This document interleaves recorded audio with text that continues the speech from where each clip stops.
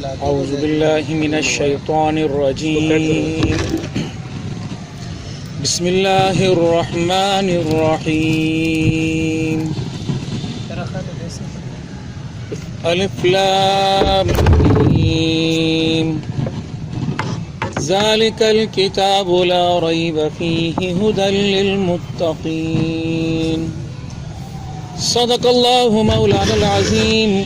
اصل گفتگو جو آج مجھے کرنے کے لیے کہا گیا ہے وہ سندھ کے ان حالات کے حوالے سے کہا گیا ہے کہ سندھ جو باب الاسلام بنا، سندھ جس کے اندر مجاہدین آئے اور سندھ جس کے اندر آ کر یہاں اسلام کی تعلیمات ایسی پھیلی کہ وہ صرف سندھ کے اندر قید نہیں رہیں بلکہ سندھ سے نکل کر پورے بر صغیر سے ہوتی ہوئی بنگال تک چلی گئی اور پورا ہندوستان اس اسلام کی تعلیم کے جو ہے کی روشنی سے منور ہوا۔ تو یہ 10 رمضان المبارک کا دن وہ تھا کہ سندھ کے اندر محمد بن قاسم کی لشکر کشی کے نتیجے میں سندھ فتح ہوا اور سندھ کے اندر اسلام کا جو نور ہے اور جو روشنی وہ یہاں سے پھیلی۔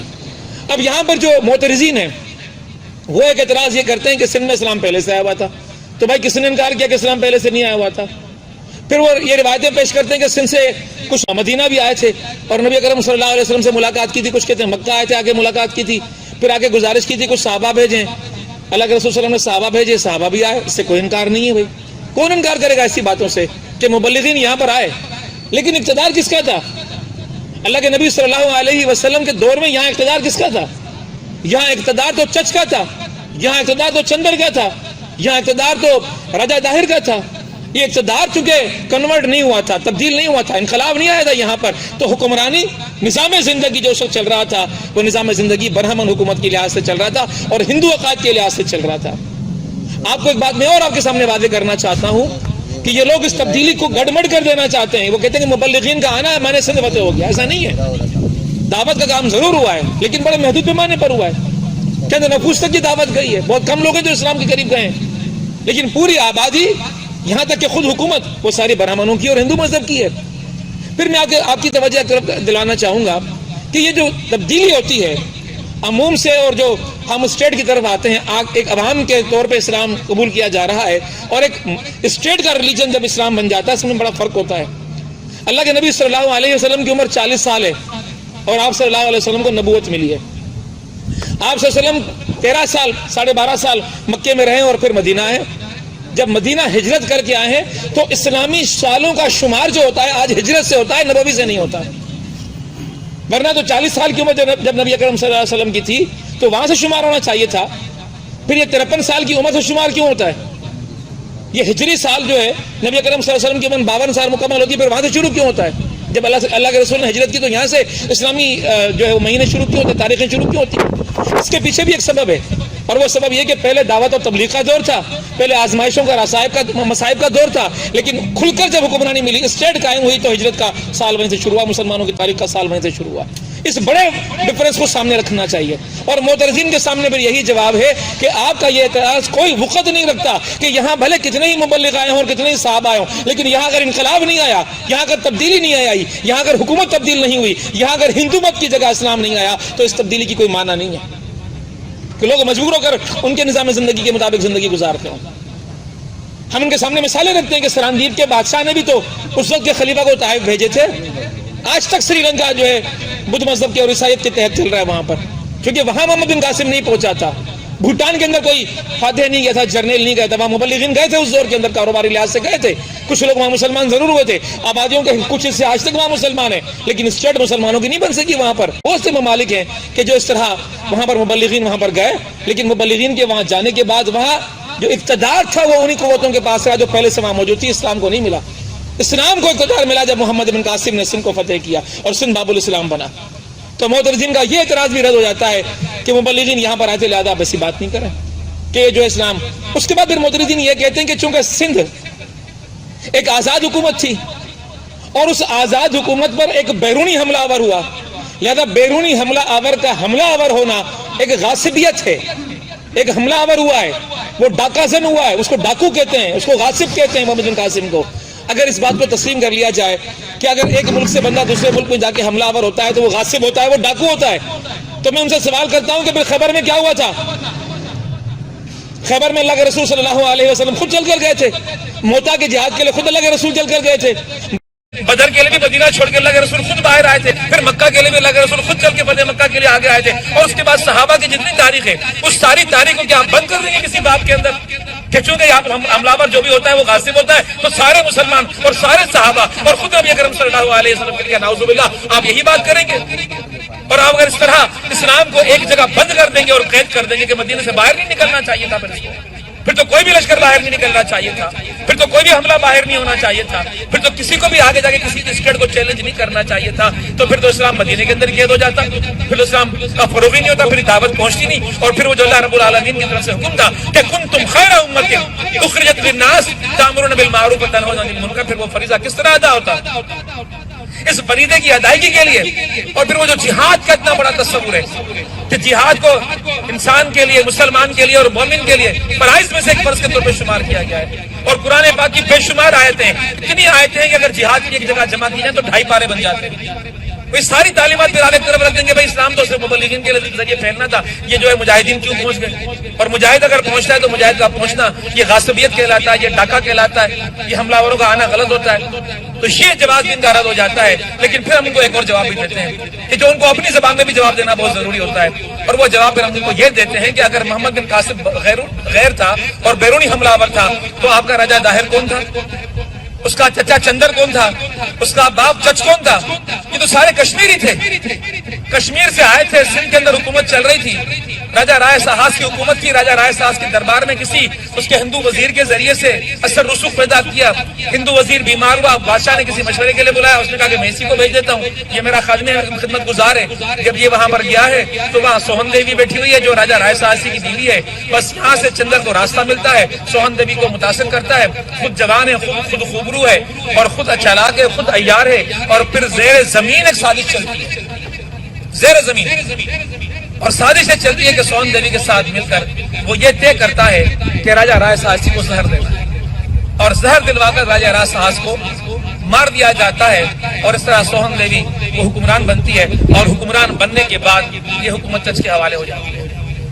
وہ تو جائز چہرہ، وہ کشمیر آیا اور یہاں سندھ کے لوگوں کا مذہب اور حکومت اور اقتدار اور ماننے والے اور عوام اس وقت یہاں پر بدھ مذہب کی ماننے والے تھے.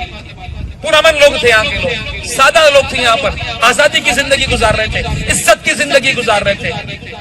یہاں پر بڑی فراخی تھی، لوگ بڑے خوش تھے کہ اس چچ نے یہاں پر اس طرح زیر زمین حکمرانی کر کے یہاں کے لوگوں کی وہ ساری خوشیاں چھین لی.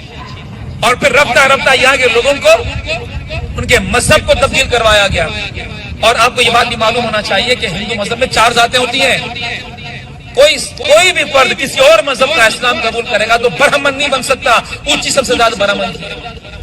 کوئی بھی بندہ تب اگر مذہب تبدیل کر کے ان کے مذہب میں شامل ہوگا تو وہ کشتری نہیں بن سکے گا کہ وہ وزارتوں میں اور افواج میں جا سکے. ہاں، ان کا معاملہ یہ ہے کہ کوئی مذہب تبدیل کرے گا تو شودر بنے گا. تو سندھ کے لوگوں کو جب تبدیل کیا جا رہا ہے تو شودر بنایا جا رہا ہے. تیسرے درجے کے شہری کی ان کو عزت اور حیثیت اور ان کا اختیار اور درجہ ان کو دیا جا رہا ہے. اور یہ تو ایچ ٹی لیمرک کی کتاب کو اٹھا کر دیکھ لیں، ڈاکٹر مبارک علی کی کتاب کو اٹھا کر دیکھ لیں، اور اس کے علاوہ کئی اور رائٹرز ہیں جن کی کتابوں کو آپ اٹھا کر دیکھ لیں جن کے بارے میں آپ کا یہ دعویٰ بھی غلط ہے کہ مسلمانوں کی لکھی ہوئی تاریخ ہے. یہ مسلمانوں کی لکھی ہوئی تاریخ نہیں ہے. سبط حسن کو اٹھا کے دیکھ لیں، کوئی بھی یہ نہیں کہتا کہ راجہ داہر اور ان کا اقتدار یہاں پر آیا تھا. یہ بیسیکلی ایک ٹریڈیشنل چینج تھا، ثقافتی تبدیلی تھی، عقائد کی تبدیلی تھی، اور جو سندھ کے عوام کے اوپر مسلط کی گئی تھی. اور اس طرح مسلط کی گئی تھی کہ سندھ کے شہریوں کو شودر کا درجہ دے دیا گیا تھا. ایس ٹی لیمر کو پڑھ کے دیکھ لیں، اور یہ سبط حسن کو پڑھ کے دیکھ لیں، ڈاکٹر مبارک علی کو پڑھ کے دیکھ لیں، مولانا شیدائی کو پڑھ کے دیکھ لیں، جنرل سندھ کے اندر تجنامہ کے اندر پڑھ کے دیکھ لیں. تاریخی حوالے کتابیں موجود ہیں اور ہماری لکھی ہوئی نہیں ہیں، یہ عام پبلک کی لکھی ہوئی ہیں، اور معترضین کی خود اپنے لوگوں کی لکھی ہوئی کتابیں ہیں. سب یہ لکھتے ہیں کہ بڑا عیار تھا چچ، سب یہ لکھتے ہیں کہ اس نے یہاں پر بدھ مذہب کی جگہ ہندو مذہب کو مسلط کیا تھا لوگوں نے. اور پھر یہاں تک بھی باتیں لکھی گئی ہیں کتابوں کے اندر، حوالوں کے ساتھ لکھی ہوئی کتابیں ہیں. موقع نہیں کہ میں آپ کے سامنے وہ حوالے پیش کر لیتا، لیکن حوالوں کے ساتھ یہ کتابیں موجود ہیں کہ یہاں جو احکامات جاری ہوئے سندھ کے اندر اہل سندھ کے لیے، وہ احکامات یہ جاری ہوئے کہ یہ جو امامہ باندھا جاتا ہے سندھ میں، پٹکو چڑھنا انہوں نے کہ یہ امامہ پٹکا یہ تو وہ گھر سے پہن کے نکلتا ہے جو معاشرے میں اپنے آپ کو معتبر سمجھتا ہے. گھر سے کوئی بندہ اپنے سر پر امامہ باندھ کے گھر سے باہر نہیں نکل سکتا. اس لیے کہ تم شودر ہو، تم کس بات کے عزت دار ہوئے؟ پھر جب گھر سے نکلو گے تو اپنے ساتھ کتا لے کر نکلو گے، یہ بھی احکامات جاری ہو گئے کہ تم شودر ہو، تمہاری عزت کس کے برابر ہے؟ اپنے ساتھ لے کر نکلو، کتوں کے برابر ہو تم لوگ۔ اور پھر انہوں نے اپنی عبادت گاہیں بنائی تو شودروں کا داخلہ بند کر دیا، یہاں تک کہ اگر کوئی شودر داخل ہو جائے تو عبادت گاہ حرام ہو جاتی ہے، پلیت ہو جاتی ہے، پھر اس کو صفائی کی جاتی ہے، دھلائی کی جاتی ہے، اور اس پہ تشدد کیا جاتا تھا کہ جو ان کی عبادت گاہ میں داخل ہو جائے، ممنوع تھا بالکل۔ یہ مذہب کے مسلط ہوا سندھ کے لوگوں کے اوپر، تو سندھ کے لوگوں نے اس مذہب کی جو یہ کیفیت ان کے اوپر مسلط کی گئی، اس سے وہ بڑے مسترب بھی تھے، بڑے اس سے بیزار بھی تھے، نہیں چاہتے تھے کہ یہ ان کے اوپر مذہب مسلط رہے۔ اور پھر یہ ہوا کہ انہی حالات کے اندر وہ اسباب پیدا ہوئے کہ جن کی وجہ سے محمد بن قاسم کو سندھ میں آنا پڑا۔ اب محمد بن قاسم کو سندھ میں آنا پڑا، اس کے لیے جو عمومی تاریخ لکھی گئی ہے، جو میں نے حوالے آپ کے سامنے پیش کیے، یہ سارے حوالے وہ بات نہیں کرتے جو معترضین کرتے ہیں، یہ سارے حوالے وہ لوگ پیش کرتے ہیں جو معترضین کے اپنے رائٹر پیش کرتے ہیں، چونکہ معترضین کا یہ گروہ تو کوئی 60 سال 70 سال پہلے پیدا ہوا، تاریخ میں اس سے پہلے یہ گروہ موجود نہیں تھا۔ کہ جو 70 کے عشرے میں ایم سید نے کتاب لکھی سندھ یا سورما، اور راجہ دائر کو سورما قرار دے دیا، اور پھر اس نے تو سورما کا، پھر بعد میں لوگوں نے اس کو شہید کہہ دیا، پھر شہید کے بعد لوگوں نے شہید اعظم کہنا شروع کر دیا کہ شہید اعظم ہے راجہ دائر۔ تو یہ جو سندھ کے اندر تبدیلی آئی، اعتراض کرنے والوں کے سامنے یہ بات بھی ہم پیش کرنا چاہتے ہیں کہ یہ لوگ خود یہ بات بتائیں کہ سندھ کے لوگوں کے ساتھ یہ سلوک سندھ کے لوگوں کو کس طرح گوارا تھا۔ پھر اسی اقتدار کے پیچھے ایک بہت بڑا واقعہ ہوا سندھ کے حکمران راجہ دائر کی طرف سے، جس سے کوئی انکار نہیں کرتا۔ ساری تاریخی کتابیں لکھتی ہیں کہ ہاں بالکل ایسا ہوا تھا، جتنی کتابوں کے حوالے میں نے آپ کے سامنے پیش کیا، اور وہ تاریخ کا واقعہ یہ ہوا کہ چونکہ یہ ہندو تو ہم پرست ہوتے ہیں، لہذا ان کے اندر یہ معاملہ ہوتا ہے کہ یہ جب بھی کوئی کام کرنا چاہتے ہیں تو اس کے لیے پہلے کنڈلی نکلواتے ہیں تاکہ قسمت کا حال معلوم کر لیا جائے۔ چچ کی دوسری شادی ایک اور ٹھاکرانی سے ہوئی تھی، پہلی تو بیوی وہ تھی جس کے ذریعے سے اس نے اقتدار حاصل کیا، جس سے دائر پیدا ہوا۔ وہ جو دوسری شادی کی اس سے ایک بیٹا اور ایک بیٹی ہوئی، وہ جو دوسرا بیٹا پیدا ہوا اس کو یہ جو جس کو ہم لوور سندھ کا ایسا کہتے ہیں، حیدرآباد کے خاص ڈویژن، یہاں کی حکمرانی دے دی اور خود جا کے وہاں اروڑ کے اندر بیٹھ گیا۔ تو وہ جو دونوں سگے بہن بھائی تھے، اس نے کہا کہ میں بہن کی شادی کروانا چاہتا ہوں، میں اس کا جہیز اکٹھا کر رہا ہوں، بہن کو آپ کے پاس بھیجتا ہوں، اس کی شادی کے انتظامات کرواؤ۔ اور بہن کو بھیجا بڑے بھائی کے پاس، بڑے بھائی نے جو بشم کو بلایا کہ بھائی بہن کی شادی کرنی، ذرا کنڈلی نکال کے دو تو میں شادی کہاں کراؤں؟ تو نجومی نے کہا کہ یہ تو معاملہ عجیب و غریب ہے، کنڈلیاں یہ بتاتی ہیں کہ تم جس سے اس کی شادی کراؤ گے تمہارے بعد تخت پہ وہ بیٹھے گا، تمہارا تو تخت گیا اس سے اس طرح، اور تخت صرف ایسے ہی نہیں گیا، تمہارے خاندان سے گیا، چونکہ ہندوؤں کے اندر یہ معاملہ آپ جانتے ہیں کہ وہ سگی بہن کے علاوہ چچازاد بہن، ماموزاد بہن، خالازاد بہن، پھپھوزاد بہن، یہ سب کو بہن سمجھتے ہیں اور وارثہ نہیں کرتے بلکہ رشتے دور دور کرتے ہیں۔ تو اس کا مقصد یہ ہوا کہ جو اقتدار آج راجہ دائر کے اپنے گھر کے اندر ہے، جو اس کے بیٹے کے پاس منتقل ہوگا، موروثیت چلے گی، اس کا راستہ تو بند ہو جائے گا، اس سے تو بڑا ظلم ہو جائے گا، اس کو تو روکنا چاہیے۔ تو بھائی کیسے روکا جائے؟ تو وزیروں نے مشورہ دیا کہ بہن سے خود ہی شادی کر لو۔ اس نے کہا یہ کیسے ممکن ہے کہ میں اپنی بہن کی شادی کر لوں؟ تاکہ کوئی مسئلہ نہیں ہوتا۔ پھر تاریخ میں وہ واقعہ لکھا ہوا ہے، وہ حالات لکھے ہوئے کہ کیا ہوا۔ ایک وزیر بڑا صاحب تھا، اس نے مشورہ دیا کہ لوگ چند دن باتیں کرتے ہیں بھول جاتے ہیں، لیکن یہ اس کی غلطی تھی، آج تک ہم لوگ یاد کیے میں باتوں کی۔ اس نے کہا کہ ایک بھیڑ لے لیتے، اس نے ایک بھیڑ لی اور اس کے اوپر لیپ کیا مٹی کا، اور اندر اس کے اندر گھاس کے بیج ڈال دیے، اس کو پانی دیتا رہا۔ کچھ دنوں کے بعد وہ گھاس اس کے اوپر اگائی اور اس کو چھوڑ دیا شہر کے اندر، اروڑ کے اندر۔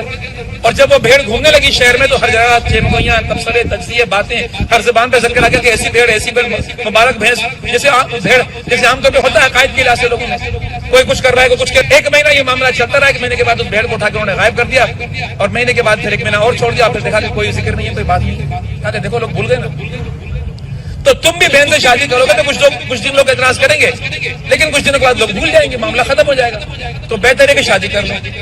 اب اس نے اپنی بہن سے شادی کی، نتیجتاً وہ جو چھوٹا بھائی تھا جو یہاں حکمران تھا حیدرآباد اور یہ میرون کوٹ کہلاتا تھا اور نکو خاص کے علاقے جو راجپوتانہ سرحدیں لگتی تھی، یہ غصے میں یہاں سے نکلا فوج لے کر راجہ دائر سے لڑنے کے لیے، اور اروڑ کا اس نے محاصرہ کیا ہے۔ محاصرہ کر کے وہ بیٹھا ہوا تھا کہ اس دور میں آج کل جس طرح کورونا کی بیماری آئی ہوئی ہے، اس دور میں وہاں پر چیچک کی بیماری آئی ہوئی تھی کہ جس کے اگر کسی کو لگ جائے تو مر جایا کرتا تھا، اکثر لوگوں کی موت واقع ہو جایا کرتی تھی۔ اس کو چیچک کا اٹیک ہوا ہے، وبائی مرض آیا اور بیچارہ وہیں مر گیا، لشکر واپس چلا گیا۔ اس طرح یہ راجہ دائر بچ گیا، راجہ دائر نے شادی کر اپنی سگی بہن سے شادی کر۔ اب اپنی سگی بہن سے شادی کرنے والے کو معاشرے میں کون قبول کرتا ہے؟ لیکن یہ معترضین کا تو حال ہی کچھ عجیب ہے. ایسے بے غیرت انسان کو، بے شرم انسان کو، بے حیا انسان کو کہ جس نے اپنی سگی بہن سے شادی کی، آج کہتے ہیں کہ شہید یاسین، آج کہتے ہیں کہ ہمارا سپوت ہے، اور اس کے تذکرے ایسے کرتے ہیں کہ اگر آپ نے کچھ بول دیا تو آپ کے پر کفر کے فتوے، آپ کو باغی کہا جائے گا اور آپ کو غدار کہا جائے گا، آپ کو سندھ کا سپوت ہی نہیں ہو، سندھ جو سچو کٹے کو نہیں تو. یہ اس طرح کے فتوے آپ کے اوپر لگ جائیں گے. کہتے ہیں ملا فتوے دیتے، میں کہتا ہوں ملوں سے بڑھ کے فتوے تم لوگ دیتے ہو. ملا تو بیچارہ خام کا بدنام ہے، تم سب سے بڑے فتوے باز ہو، کسی کو چھوڑتے نہیں ہو. ہر ایک کے لیے کسی نے کے لیے کچھ، کسی کے لیے کچھ، کسی کے لیے کچھ، تم لوگ روز کوئی نہ کوئی فتوا جاری کرتے ہیں.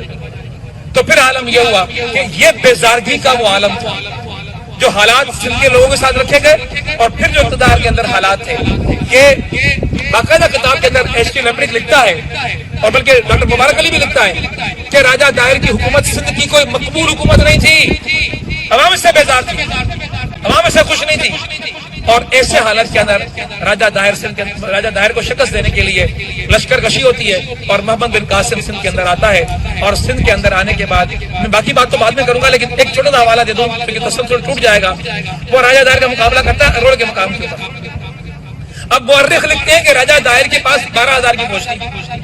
کچھ لوگ کہتے ہیں کہ لوگ مقامی لوگ بھی آ گئے تھے. بھائی کتنے آ گئے ہوں گے؟ کہتے ہیں کہ بھائی کم از کم جو بہت بڑی رعایت کرنے والے لوگ ہیں، کہتے ہیں کہ آدھوں آدھ کا فرق تو ضرور ہوگا. اس کے پاس لاکھ تو اس کے پاس 50,000، اس کے بعد 2 لاکھ تو اس کے پاس لاکھ، یہ لوگ کہتے ہیں. لیکن جو ہماری تاریخ ہے مسلمانوں کی وہ یہ کہتی ہے کہ اس کے پاس 1 لاکھ کا لشکر تھا، 1 سے اوپر تھا. لیکن محمد بن قاسم کے 12,000، محمد بن قاسم کے پاس 12,000 کا لشکر تھا.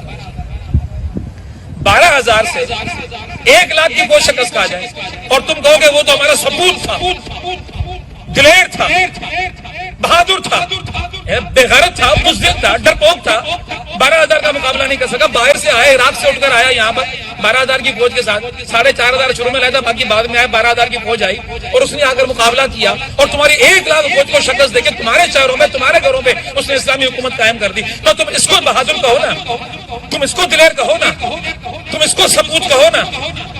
تم اس کو کہنے کے بجائے تم تو اس کو کہتے ہو کہ جو اتنی بڑی فوج کے بعد بھی شکست کھا جائے. اس کو دلیر کہتے ہیں، اس کو دہیسر کہتے ہیں، اس کو بہادر کہتے ہیں. یہ تو عجیب شرمناک صورتحال ہے کہ لوگ بجائے اس کے شرمندگی سے سر جھک جائیں، فخر کریں کہ ہمیں بہادروں کا ساتھ ملا، بہادر آئے، انہوں نے سندھ کو اپنایا اور سندھ ان بہادروں کا خطہ بن گئی، حصہ بن گئی کہ جن بہادروں نے پوری دنیا کے اوپر حکمرانی کی. لیکن بجائے ایسے کہ وہ لوگ یہ بات کرتے ہیں. اگلی بات وہ لوگ یہ کرتے ہیں معترضین محمد بن قاسم کے حوالے سے کہ محمد بن قاسم کا تعلق بڑے شرمناک انداز میں وہ لوگ یہ کہتے ہیں کہ بنو امیہ سے تھا. حالانکہ سب کو معلوم ہے کہ وہ بنو ثقیف سے تعلق رکھتا ہے، بنو امیہ کا نہیں تھا وہ. اور بنو ثقیف والے کون تھے؟ وہی جو طائف والے تھے، اور وہی طائف والے کہ جب اللہ کے نبی صلی اللہ علیہ وسلم پر پتھراؤ کیا جاتا ہے، تکلیف پہنچائی جاتی ہے، تو فرشتے آ کر کہتے ہیں کہ دعا کیجیے اللہ تعالیٰ دونوں پہاڑوں کو ملا دے. تو اللہ کے رسول کی دعا کیا تھی؟ شاید ان کی نسلوں میں آگے چل کے کوئی دین کو قبول کرنے والے پیدا ہو جائیں. تو اللہ کے رسول کی دعا ہو اور محمد بن قاسم پیدا نہ ہو. کیسے ممکن تھا یہ کہ رسول خدا کی دعا اللہ کی بارگاہ میں رد ہو؟ اللہ کے رسول صلی اللہ علیہ وسلم کی دعا کا نتیجہ تھا کہ محمد بن قاسم جیسا سپوت وہاں پیدا ہوا. پھر یہ کہتے ہیں کہ زانی تھا. میں کہتا ہوں 15 سال کی عمر میں عراق کا گورنر بنا تھا، 17 سال کی عمر میں سندھ میں آیا تھا. 15 اور 17 سال کے بچے یہاں بھی بیٹھے ہوئے، لڑکے بیٹھے ہوئے. کتنے زنا انسان کرتا ہے. یہ برائی کی جو سوچیں کہ انسان کے دماغوں میں چڑھتی ہیں، تخریب کاری کی سوچیں، گناہ کی سوچیں، جتنی عمر بڑھتی ہے اتنا انسان خراب ہوتا ہے. یہ ابتدائی عمریں تو معصوم عمریں ہوتی ہیں. الزام بھی وہ لگاؤ کہ جس کا کوئی ثبوت تمہارے پاس ہو، کوئی حقیقت تمہارے پاس ہو، کوئی حقائق کو قرائن اس کا حوالہ بھی دیتے ہو. یہ اس کا جرم ہے کہ وہ بنو ثقیف سے اس کا تعلق تھا، جنہیں وہ حجاج بن یوسف کا بھتیجا تھا. تو اللہ کے نبی صلی اللہ علیہ وسلم کے لشکر میں بدر کے میدان میں جتنے لوگ تھے وہ کون تھے؟ کوئی ابو سفیان کا عزیز تھا، کوئی ابو جہل کا عزیز تھا، کوئی عتبہ کا عزیز تھا، کوئی شیبہ کا عزیز تھا، کوئی ولید کا عزیز تھا. یہ سارے لوگ اسی طرح کے تھے جو ہجرت کر کے مدینے آئے تھے.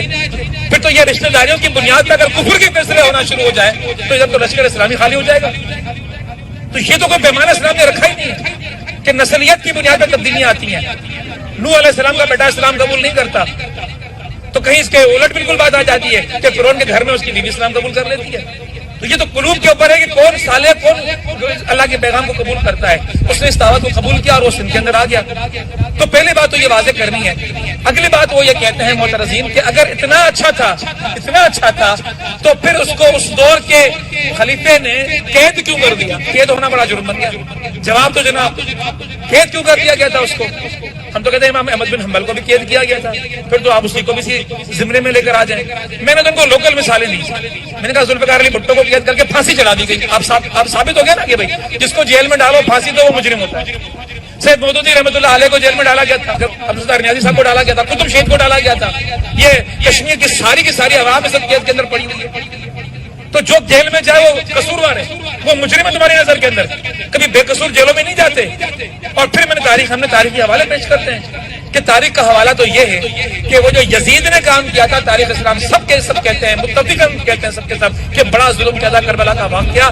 کوئی اس کی تائید نہیں کرے گا کہ کوئی یزید نے صحیح کام کیا. سب کہتے ہیں غلط کیا. وادی حرہ کو سب کہتے ہیں یزید نے غلط کام کروایا تھا کہ مدینے کے اندر لشکر کشی کی، 3 دن تک مدینہ حلال کر دیا لوگوں کے لیے، زنائیں ہوئی، قتل عام ہوا، گھوڑے مسجد نبوی کے اندر باندھ دیے. کہ مانتے ہیں کہ ظلم ہوا؟ کون نہیں مانے گا؟ پھر یہ بات مانتے ہیں کہ کعبۃ اللہ شریف کے پر حملہ ہوا، حجاج بن یوسف نے کیا، سب بات مانتے ہیں. لیکن اس سے کہاں ثابت ہوا کہ محمد بن قاسم مجرم ہے؟ وہ حالات الگ ہیں، یہ حالات الگ ہیں.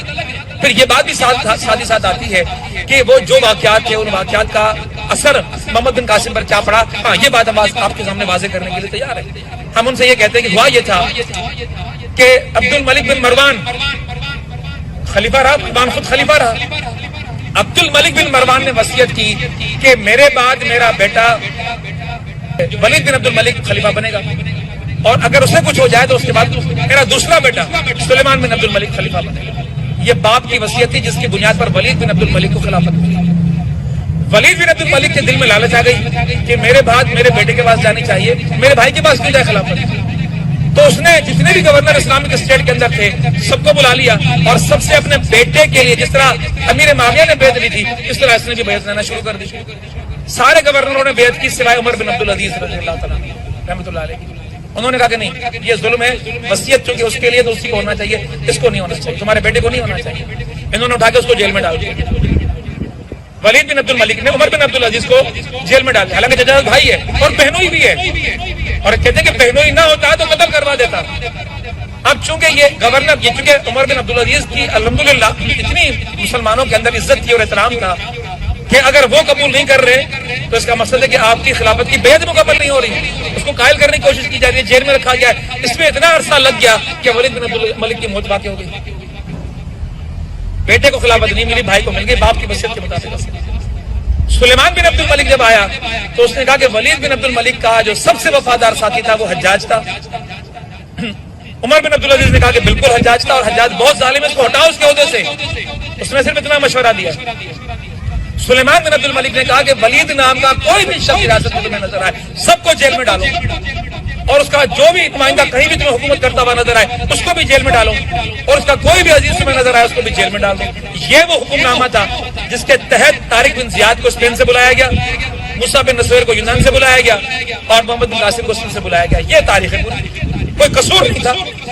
یہ تو حیوانوں کی جنگ تھی، اقتدار کی جنگیں ہمیشہ سے ہوتی رہی ہیں، اور ان جنگوں کے نتیجے کے اندر محمد بن قاسم کو قید کروایا گیا تھا، اور محمد بن قاسم قید ہو کر آئے. اور بالکل واضح لکھا ہوا ہے تاریخ کے اندر کہ عمر بن عبدالعزیز کو جب معلوم ہوا کہ محمد بن قاسم کو نہ صرف قید کیا گیا ہے بلکہ اس کی موت کا پروانہ جاری کیا گیا ہے، تو وہ سلیمان بن عبد الملک کے پاس خود چل کر گئے اور کہا کہ تم ظلم کر رہے ہو، اس کو مت قتل کرواؤ. اور وہاں سے اس کے آزادی کا پروانہ حاصل کیا ہے، اور تاریخ میں لکھا ہے کہ پروانہ حاصل کر کے خود گھوڑے پر بیٹھ کے آئے ہیں تاکہ میں آ کے آزاد کرواؤں. لیکن وہ جیسے ہی جہاں پر وہ قید تھے محمد بن قاسم وہاں پہنچے ہیں شہر کے باہر، تو لوگ جنازہ لے کر آ رہے تھے اور پوچھا کس کا جنازہ کا؟ محمد بن قاسم. کس طرح معصوم کی موت بنا بیچارہ. اب اس کو تو ہم کہتے ہو غاصب تھا، لٹیرا تھا، اور پھر کہتے ہیں کہ جی 8000 سندھ کی عورتیں بغداد کی بازاروں میں جا کر بیچ گیا. بھائی وہ تو بیچارہ آیا تھا قید ہو کر، وہ کہاں سے عورتیں لے کر آ گیا؟ نمبر ایک بات یہ، نمبر ایک بات دو بات ہے کہ یہ 8000 عورتوں کا ذکر کون سی تاریخ کی کتاب کے اندر ہے؟ کون سی تاریخ کی کتاب کے اندر ہے؟ اور پھر تیسری بات یہ کہتے ہیں کہ یہ سندھ کے اندر اس وقت امیہ خاندان کی، لہٰذا اس کے نتیجے کے اندر کچھ لوگ اہل بیت کے وہاں سے فرار ہو کر سندھ کے اندر آ گئے تھے اور راجہ دائرگن کو پناہ دی. یہ ایک اور مفروضہ، یہ ایک اور فلسفہ انہوں نے گھڑ دیا. حالانکہ جب آپ کو معلوم ہے کہ انہوں نے خلافت کا اعلان کر دیا تھا اور یہ یزید والوں کے خاندان کا اقتدار بہت کمزور ہو گیا تھا، اور جب وہ آخری مار کا آزاد یوسف کا وہاں پر ہوا ہے جس میں زبیر شہید ہوئے ہیں، تو اس وقت اسی مکے کے اندر، حجاز کے اندر، امام زین العابدین اپنے بیٹوں سمیت اور حضرت امام حسین کے بیٹوں سمیت موجود تھے۔ اگر اتنا ہی اہل بیت کے پیچھے قافلے دوڑ رہے تھے تو حجاز میں نظر نہیں آئے سندھ کے پیچھے دوڑ پڑا لشکر؟ یعنی کوئی خلاف عقل بات کرنے کی بھی حد ہوتی ہے کوئی، اور اس بنیاد پر اب ہمارے جو سندھ کے اندر اہل تشیع ہمارے بھائی ہیں ان کو ان لوگوں نے اپنا ہمنوا بنا دیا کہ بھائی یہ تو راجہ داہر تو تمہارا اپنا تھا نا، اس نے تمہیں پناہ دی تھی، محمد بن قاسم تو تمہارے پیچھے آیا تھا، تمہارے اہل بیت کے پیچھے آیا تھا، اب انہوں نے بھی تبرہ شروع کر دیا محمد بن قاسم کے خلاف۔ تو یوں تاریخ کو جو ہے وہ مکس کیا جا رہا ہے، لیکن یہ سب کچھ کیوں کیا جا رہا ہے؟ اس کے پیچھے پھر ایک اسباب ہے، اس کے پیچھے پھر ایک تاریخ ہے۔ یہاں پر ایک تاریخ ہوئی جو ہمیں قوم پرستوں سے ملے گی۔ میں قوم پرستوں کی بات، کوئی کچھ بھی کہتے یہ تو شہید ہے، ہم نے کہا کہ بھائی اللہ کے رسول صلی اللہ علیہ وسلم کی تاریخ کو اٹھا کر دیکھو، شہید کی بات کر رہے ہو نا۔ ابن حشام کی تاریخ سے میں نے اوراق اڑا کے فیس بک پہ ڈال دیا، میں کہا آپ لوگ کہتے ہو کہ شہید تھا، یہ دیکھو کیا لکھا ہوا ہے۔ اللہ کے رسول صلی اللہ علیہ وسلم کہتے ہیں کہ بدر کے لشکر کے اندر ایسے لوگ بھی شامل تھے کہ جب میں مکہ میں تھا تو میرے ہاتھ پر اسلام قبول کیا تھا، ہاں وہ مخلص سے میرے ساتھ آنا چاہتے تھے لیکن وہ اس لیے میرے ساتھ نہیں آئے کہ ان کو مشرکین نے آنے نہیں دیا، وہ وہیں پر مقیم ہو کر رہ گئے۔ لیکن بد نصیبی یہ ہوئی کہ وہ بدری لشکر کے مقابلے میں کفار کے لشکر کے ساتھ بدر کے میدان میں آ کر کھڑے ہو گئے اور مارے گئے۔ اللہ کے رسول نے فرمایا کہ ان کو شہداء کے فہرست میں شامل نہ کرو، یہ شہید نہیں ہے۔ واضح اعلان اللہ کے رسول صلی اللہ علیہ وسلم کی تاریخ سے، سنت سے،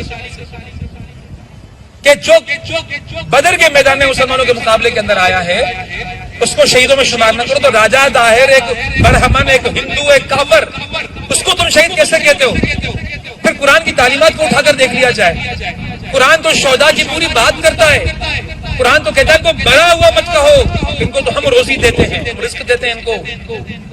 اور پھر حدیث تو یہ کہتی ہے کہ خون کا قطرہ گرنے سے پہلے ہی ان کی بخشش ہو جاتی ہے۔ یہ تو اللہ کو اتنے محبوب ہے، تو کیا راجہ دار اللہ کو اتنا محبوب ہو گیا کہ اس کو رزق اللہ رب العالمین دے رہا ہے؟ چونکہ وہ شہید ہے تو پھر اس کو رزق مل رہا ہے، پھر اس کا خون کا قطرہ گرنے سے پہلے وہ جنت میں بھی چلا گیا۔ تو پھر ایک دوسری بحث شروع کر دی، کیا کافر جنت میں نہیں جا سکتا؟ میں کافر کے جنت میں کیسے جا سکتا ہے؟ قرآن تو واضح کہہ رہا ہے کہ قد افلح المؤمنون، یہ فلاح اور کامیابی جو اخروی ہے رب کائنات کی طرف سے، تو صرف اہل ایمان کے لیے، جو ایمان نہیں لے کر آیا وہ جنت میں نہیں جا سکتا۔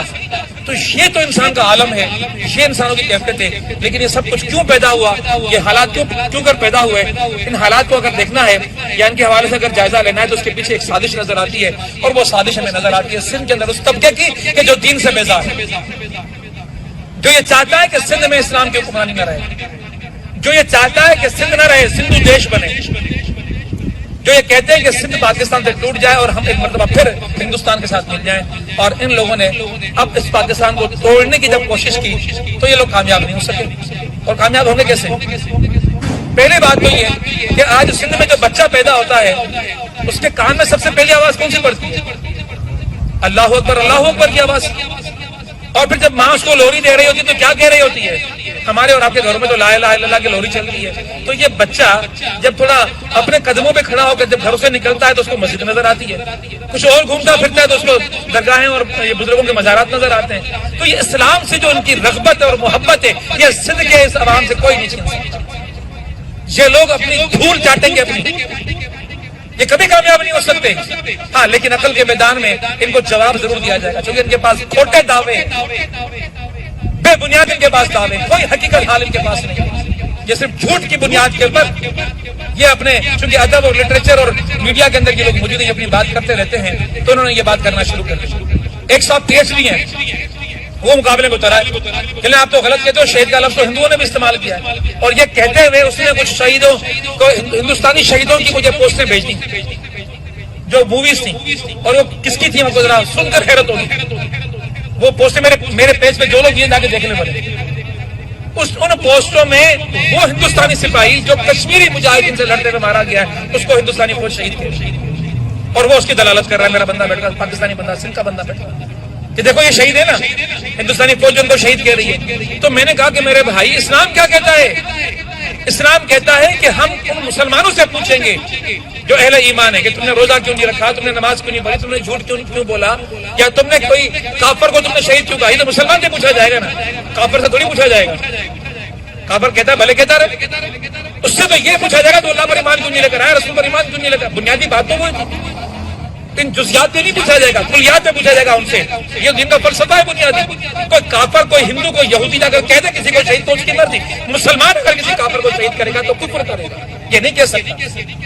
تو یوں جو ہے یہ حالات کو بگاڑتے ہیں، باتوں کو غلط کرتے ہیں، غلط پیرائے میں پیش کرتے ہیں۔ معلوم یہ ہوتا ہے کہ انہوں نے راجہ داہر کو غلاف میں اڑا دیا ہے، مبارک غلاف کے اندر اڑا دیا ہے، اور اب یہ اتنے اس پہ متشدد ہیں کہ کوئی بھی اگر یہ کہہ دے کہ راجہ داہر کافر تو چڑ جاتے ہیں۔ میں نے لکھا کافر داہر تو فوراً مجھے فون آنا شروع، صحیح کیا کر رہے ہو، ظلم کر رہے ہو۔ میں نے کیوں کیا کر دیا میں نے بھائی، کہ آپ نے داہر کو کافر کہہ دیا۔ میں نے کہا داہر تھا کون مجھے بتاؤ، برہمن تھا، کافر تھا، شرک کرتا تھا، ایک کافر اسٹیٹ کا حکمران تھا، تو کافر نہیں تھا تو کیا تھا، کیا بولوں اس کو کہ میں اتنا تو ظلم نہیں کرو نا، دیکھو لوگ اس سے عقیدت رکھتے ہیں، آپ اتنا تو نہ کیا کرو۔ میں نے کہا بھائی تو آپ اتنے سینسیٹیو کیوں ہیں؟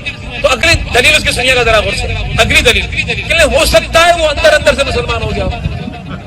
میں نے کہا میرے بھائی تو حبشہ کا بادشاہ بھی نجاشی بھی اندر سے مسلمان ہو گیا تھا، تو اس نے تو اعلان کر دیا تھا۔ بادشاہ کو کس سے ڈرے؟ اگر داہر سلطنت کا بادشاہ ہے، شہنشاہ ہے، وہ کہتا ہے کہ میں مسلمان ہو گیا تو اس کو ڈر کس بات سے؟ وہ تو پوری ریت کو مسلمان بنا کر اپنے ساتھ لے کر آ سکتا ہے۔ تاریخ میں بے شمار واقعات ہیں، ہماری تاریخ اسلام کی تاریخ کو پڑھ کے دیکھ لیں، چنگیز خان کی جو پوری اولاد تھی تاتاری، یہ سارے کے سارے مسلمان ہو گئے تھے، اور انہوں نے تخت پر بیٹھے ہوئے، بادشاہتوں میں بیٹھے ہوئے، عروج کے دور کے اندر جب ان کے لشکر دوڑ رہے تھے تو انہوں نے اسلام قبول کر لیا تھا۔ تو آپ بھی اسلام قبول کر رہے تھے۔ پھر میں اہل بیت سے، میں اہل تشیع سے کہتا ہوں کہ ایسے بندے کی حمایت کیوں کرتے ہو؟ اگر یہ اتنا کمزور تھا کہ بادشاہ ہوتے ہوئے بھی اتنا بزدل ہے کہ اپنے ایمان کا اعلان نہیں کر سکتا، تو پھر اس کی تو کم از کم بات مت کرو۔ ایسے بزدل انسان کی تم حمایت کیوں کرتے ہو؟ تو یہ سارے تاریخی ہے۔ آپ سندھ کے اندر ہونے والی جو یہ دہریوں کی اور ترقی پسندوں کی اور یہ جو اپنے آپ کو بڑا اہل علم اور پڑھا لکھا کہتے ہیں، ان کے یہ بھونڈے جو ان کے عزائم ہیں وہ آپ کے سامنے واضح ہو چکے ہوں گے۔ اور میں یہ سمجھتا ہوں کہ جس طرح کسی دور کے اندر تلوار لے کر گھوڑے پر بیٹھ کر میدان جہاد میں جانا ایک جہاد کھلایا کرتا تھا، آج کے دور کے اندر رائے عامہ کو بنانے کے لیے سوشل میڈیا پہ آ کر حقیقی بات کرنا یہ بھی ایک جہاد ہے، اور اس کی مثال ہمارے سامنے موجود ہے۔ ابھی ترکی میں طیب اردگان کی حکومت کو پلٹی کرنے کے لیے، گرانے کے لیے انہوں نے بغاوت کی، تو بغاوت کو کس طرح ختم کیا گیا؟ طیب اردگان نے ایک پوسٹ کی تھی، لوگ اٹھ کے سڑکوں میں نکلا، ذہن بنے ہوئے تھے، ذہن بنائے لوگ ان کا ناکہ بند کرنے کے۔ اللہ تعالیٰ ہمیں دین پر عمل کرنے کی توفیق عطا فرمائے۔ اقول قولی ھذا استغفر اللہ لی ولکم ولسائر المسلمین فاستغفروہ انہ هو الغفور الرحیم۔